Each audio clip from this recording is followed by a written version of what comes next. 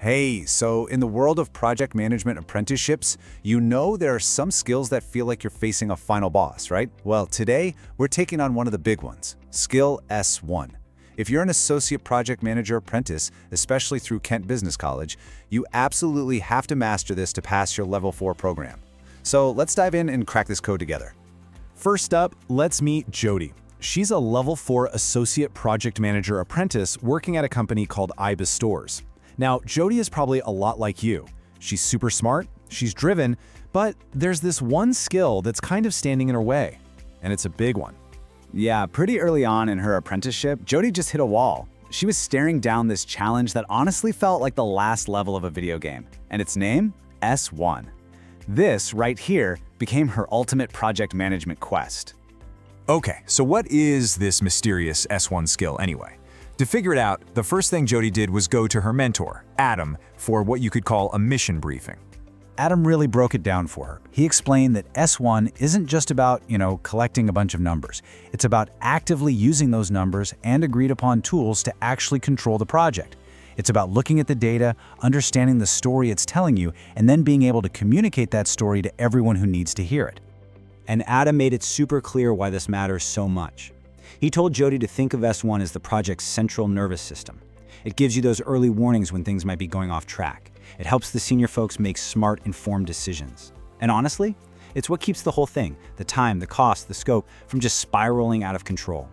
It's the absolute backbone of good project management. Adam also pointed out something really important for Jody. As the apprentice, your job isn't to set the grand strategy or approve massive changes. Nope. Your role is to be the expert on the ground. You're the one applying the monitoring techniques. You're the one spotting the potential problems, and you're the one who escalates those concerns so someone else can make the big calls.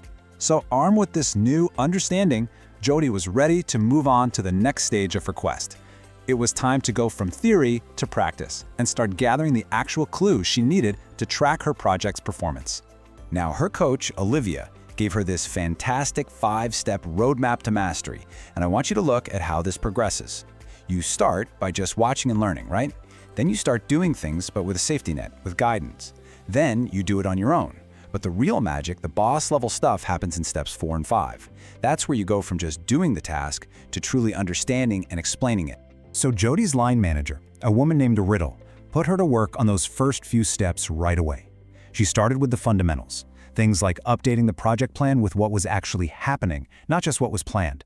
She was keeping a close eye on key deadlines, and she was put in charge of maintaining the famous RAID log. This is where all that raw data comes from. But here's the thing, collecting the data is really only half the battle. As Jody was about to find out, the real challenge and the real skill is turning all those numbers and facts into a story that actually means something. So Riddle asked Jody to pull together a quick status update for their new product launch project. Jody came back with a table that looked a lot like this one. It was clear, it was accurate, it showed a 1-week delay on the content draft, and Jody felt pretty proud of it. She'd done the task. And then, Retail hit her with the million-dollar question. This is great data, Jody, but what does it actually mean? And this right here is the pivot point for every single apprentice. This is the moment you go from being a data collector to becoming a true project analyst. Riddle then taught Jody how to build the narrative. The story wasn't just, hey, we're a week late. The real story was, okay, because the content draft is 1 week late, our final approval milestone is now at risk. And you know what? This is the second time a content task has slipped, so that's a trend. My recommendation is that we escalate this to talk about content resourcing. See that difference? That's not just data, that's insight. That's S1 in action. So Jody's really starting to get the hang of it now. But as you all know, in an apprenticeship, it's not enough to just know how to do something. You've got to prove it. Which brings us to the final part of her quest, gathering the evidence. Her coach, Olivia, was crystal clear about this. For her Apton portfolio, Jody needed cold, hard evidence. We're talking about status reports that she wrote, RAID logs that she actively maintained, minutes from meetings that show she was the one giving the performance updates, and, maybe most importantly, those reflective accounts where you explain your thinking, the how and why behind what you did. All of this hard work, all this evidence collection, it all leads to one big event, the endpoint assessment, the EPA. This is the final showdown, where Jody has to sit down with an assessor and confidently talk them through everything she's learned and done. So, an assessor might kick things off with a pretty broad question, something just like this. They're not just looking for a list of tasks. They want to hear the thinking behind your actions. And here's Jody's answer. It's awesome, right? It's concise, it uses all the right keywords like RAID log and baseline, and it directly answers the question. Boom, perfect. But they're not going to stop there. The assessor will then probably dig a little deeper, asking something more specific about the interpretation part. How did you actually spot the problems? And look at this fantastic response.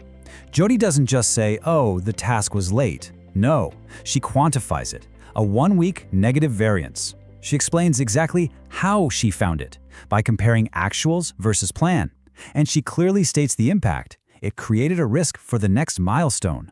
That right there is a 100% a pass level answer.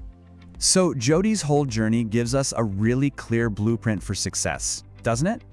Now let's bring it back and turn the focus onto you and your own quest. In the end, Jody totally crushed it. She went from being kind of intimidated by all this data to using it as her most powerful tool. She learned how to tell a story with numbers, how to influence decisions, and how to prove her value not just as an apprentice, but as a real future project manager. So the question for you isn't if you can master skill S1, it's what's your first step going to be? Are you going to be the one to put your hand up and offer to take over the RAID log? Are you going to volunteer to draft that next status report? Jody's story is the blueprint, but now it's your turn to take that first step. Thanks for tuning in to This Explainer.